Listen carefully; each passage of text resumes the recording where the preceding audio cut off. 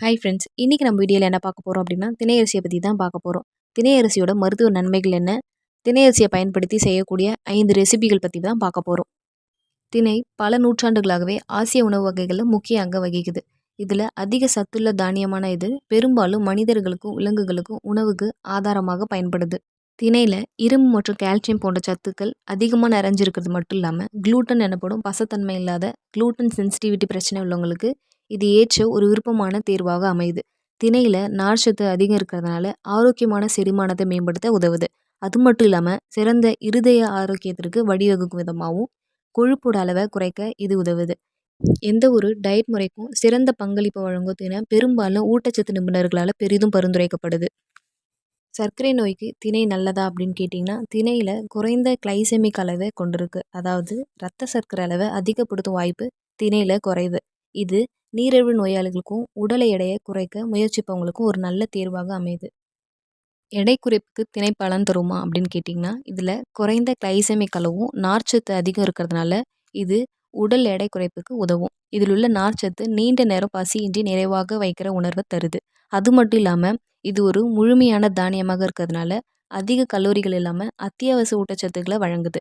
திணை எடை குறைப்பு செயல்முறைக்கு பயனுள்ளதாக இருந்தாலும் ஆரோக்கியமான எடையை தொடர்ந்து பராமரிக்கிறதுக்கு ஒரு சமச்சீரான உணவும் தொடர்ச்சியான உடற்பயிற்சியும் ரொம்பவே முக்கியம். அடுத்து உடலில் உள்ள எலும்புகள் ஆரோக்கியமாக இருப்பதற்கு கால்சிய சத்துக்கள் மிகவும் தேவையானது ஒன்றாக இருக்குது. இந்த கால்சிய சத்தானது திணை அரிசியில் அதிகமாக இருக்குது.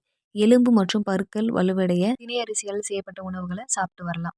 அடுத்து ஞாபக மறதியை சரி செய்ய இந்த திணை அரிசி பயன்படுது. அல்சைமர்ன்றது ஞாபக மறதி நோயை சேர்ந்ததாகும். இந்த நோய் ஏற்பட்டவங்க சில நேரத்தில் தங்களையே மறந்துடுவாங்க. இந்த திணை அரிசி மூளை வளர்ச்சிக்கு புத்துணர்ச்சி அளித்து ஞாபக சக்தியை மேம்படுத்த உதவி புரியுது. அடுத்து மன அழுத்தத்தை நீக்கக்கூடியது இந்த திணை அரிசி. திணை அரிசியில் மன அழுத்தத்தை குறைக்கும் வேதிப்பொருட்கள் அதிகமாக நிறைஞ்சிருக்கிறதுனால திணை அரிசியை கொண்டு சமைக்கப்பட்ட உணவினை நம்ம தினமும் சாப்பிட்றதுனால மன அழுத்த பிரச்சனைக்கு நல்ல தீர்வு கிடைக்கும். அடுத்து வயிறு சம்பந்த பிரச்சனைக்கு திணை நல்ல உதவியாக இருக்குது. அதாவது மலச்சிக்கல் பிரச்சனைக்கு நல்ல தீர்வு கொடுக்குது. அது மட்டும் இல்லாமல் வயிறு, குடல், கணையம் போன்ற உறுப்புகளை வலுப்படுத்துது.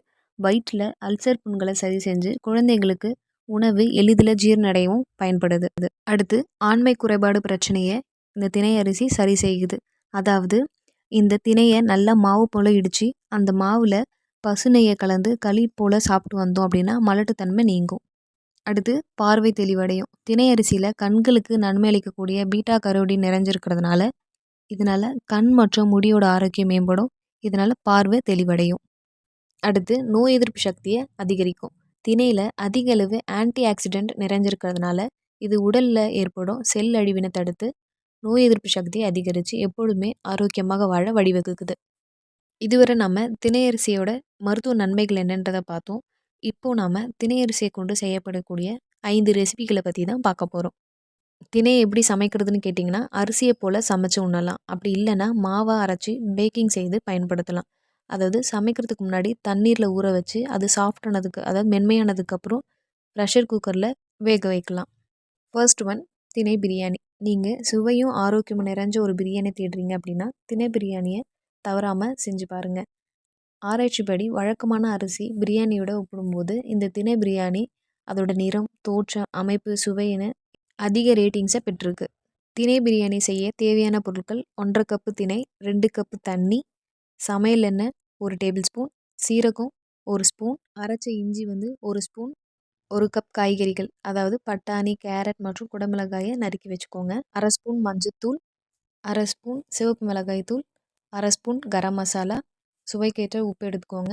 1/2 கப் தயிர், 1/2 கப் நறுக்கிய தக்காளி, 1/2 கப் கொத்தமல்லி, 1/2 கப் புதினா, 1/2 கப் பாதாம் பருப்பு, 1/2 கப் உலர் திராட்சை, 2 கப்பு நெய், 3/4 கப்பு தண்ணி. அடுத்து திணை பிரியாணி எப்படி செய்யலான்றதை பார்ப்போம். திணையை எடுத்துக்கோங்க. திணையை 2லேருந்து ஒரு 4 முறை நல்லா கழுவிக்கோங்க. அடுத்து 45 நிமிஷத்துலேருந்து ஒரு 60 நிமிஷத்துக்கு நல்லா ஊற வச்சுக்கோங்க.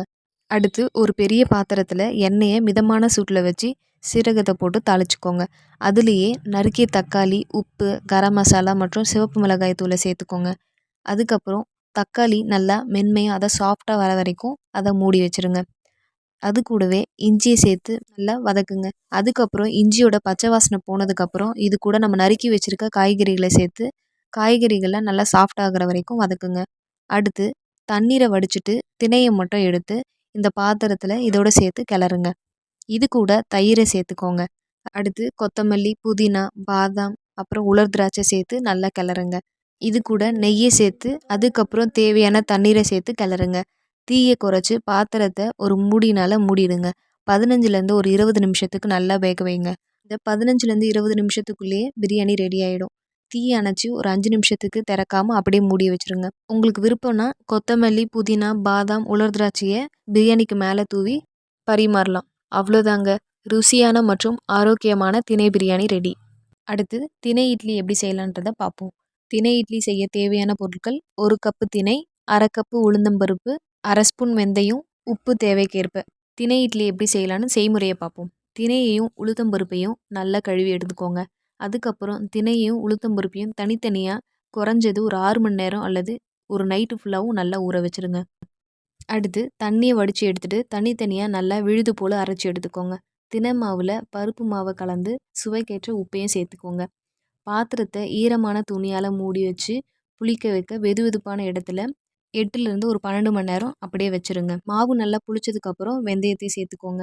இட்லி அச்சில் எண்ணெய் அப்படி இல்லைன்னா நெய்யை தடவி மாவை நிரப்பி ஒரு ஸ்டீமர் வச்சு இட்லியை 10லேருந்து ஒரு 15 நிமிஷத்துக்கு வேகிற வரைக்கும் ஆவியில் வேக வச்சுடுங்க. இந்த இட்லியை சட்னி அப்படி இல்லைன்னா சாம்பாருக்கு வச்சு சாப்பிடலாம். அடுத்து திணை உப்புமா எப்படி செய்யலான்றதை பார்ப்போம்.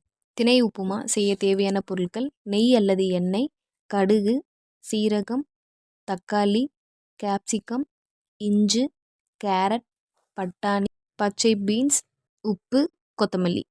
இப்போது திணை உப்புமா எப்படி செய்யலான்றத செய்முறையை பார்ப்போம். திணையை எடுத்து நல்லா கழுவி வச்சுக்கோங்க. ஒரு பாத்திரத்தில் நெய் அப்படி இல்லைன்னா சமையல் எண்ணெயை மிதமான சூட்டில் வச்சுட்டு சூடாக்குங்க. அடுத்து நல்லா சூடானதுக்கப்புறம் கடுகு, சீரகம் சேர்த்து தாளிச்சுக்கோங்க. இது கூடயே நறுக்கிய தக்காளி, கேப்சிகம் மற்றும் இஞ்சி சேர்த்து நல்லா வதக்குங்க.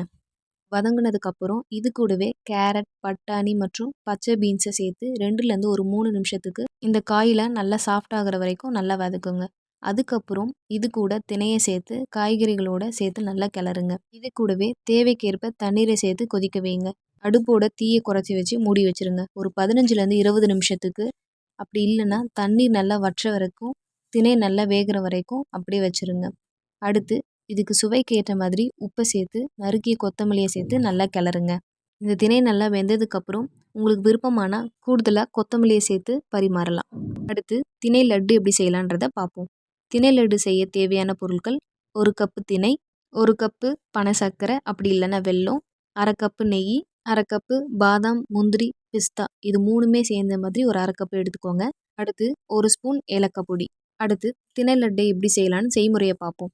திணையை மிதமான தீயில வச்சு அது லேசான பழுப்பு நிறமாக மாறுற வரைக்கும், அதாவது அதோட நறுமணம் வர வரைக்கும் வறுத்து அதை ஆற வச்சு எடுத்துக்கோங்க. நம்ம வறுத்து எடுத்து வச்சிருக்க திணையை மிக்சியில் நல்லா நைஸாக அரைச்சி எடுத்துக்கோங்க. அடுத்து ஒரு பாத்திரத்தில் நெய்யை விட்டு மிதமான தீயில சூடாக்கி அதில் அரைச்சி வச்சிருக்க தினை மாவை சேர்த்துக்கோங்க. அடுத்து இது பழுப்பு நிறமாக மாறி வறுத்த வாசனை வர வரைக்கும் இதை நல்லா கிளறுங்க. நல்லா வாசனை வந்ததுக்கப்புறம் அடுப்பில் இருந்து கடாயை இறக்கி பனை சர்க்கரை அப்படி இல்லைன்னா பொடிச்சு வச்சுருக்க வெல்லம், இது கூடவே ஏலக்காய் பொடி மற்றும் நம்ம நறுக்கி வச்சுருக்க பாதாம், பிஸ்தா, முந்திரியை சேர்த்து நல்லா கிளறிக்கோங்க. அதுக்கப்புறம் ஒரு கைப்பிடி அளவு எடுத்து லட்டு மாதிரி உருண்டையாக பிடிச்சிக்கோங்க. லட்டுவை நீங்கள் பலகாரமாக அப்படி இல்லைன்னா ஸ்நாக்ஸாக பரிமாறலாம். அடுத்து திணை ரொட்டி எப்படி செய்யலான்னு பார்ப்போம்.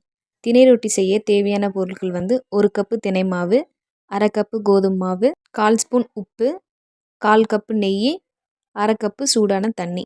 இது திணை ரொட்டி செய்ய செய்முறையை பார்ப்போம். ஒரு கிண்ணத்தில் திணை மாவு, கோதுமை மாவு மற்றும் உப்பு இது எல்லாமே ஒன்றா சேர்த்து கலக்குங்க. அடுத்து இந்த கலவையில் நெய்யை சேர்த்து நல்லா உதிரியாக இருக்கும்படி கலக்குங்க. இது கூட வெதுவெதுப்பான நீரை கொஞ்சம் கொஞ்சமாக சேர்த்து இந்த மாவை நல்லா பிசைஞ்சு எடுத்துக்கோங்க. மாவு நல்லா சாஃப்டாக இருக்கணும். நம்ம பிசைஞ்சு வச்சுருக்க மாவை சின்ன சின்ன உருண்டையாக ரெடி பண்ணிக்கோங்க. அதாவது எலுமிச்சை சைஸ் அளவில் உருண்டையாக எடுத்து வச்சுக்கோங்க. அடுத்து நம்ம சப்பாத்தி திரட்டுவோம்ல, அந்த பலகையை எடுத்துக்கிட்டு அதில் மாவு லேசாக தடவிட்டு வட்டமாக தேய்ச்சி எடுத்துக்கோங்க. அடுத்து ஒரு தவாவை எடுத்து மிதமான சூட்டில் வச்சுக்கோங்க. அடுத்து நம்ம ரெடி பண்ணி வச்சுருக்க ரொட்டியை 1லேருந்து 2 நிமிஷத்துக்கு வேக வச்சு எடுத்துக்கோங்க. அதுக்கப்புறம் மறுபடியும் திருப்பி போட்டு மறுபடியும் 1லேருந்து ஒரு 2 நிமிஷத்துக்கு லேசாக பழுப்பு நிறமாக மாறுற வரைக்கும் சமைச்சு எடுத்துக்கோங்க. இந்த ரொட்டி மேலே நம்ம நெய்யை தடவி சூடாக பரிமாறலாம். இதுவரை நம்ம வீடியோவில் திணையோட மருத்துவ பயன்கள் என்ன, திணையை கொண்டு என்னென்ன ரெசிபிகள் செய்யலான்றதை பார்த்தோம். இந்த வீடியோ உங்களுக்கு பயனுள்ளதாக இருக்கும் நம்புகிறேன். பிடிச்சிருந்தா லைக் பண்ணுங்கள், ஷேர் பண்ணுங்கள், கமெண்ட் பண்ணுங்கள். மறக்காமல் சப்ஸ்கிரைப் பண்ணுங்கள். இதே மாதிரி அடுத்த வீடியோவில் சந்திப்போம். நன்றி.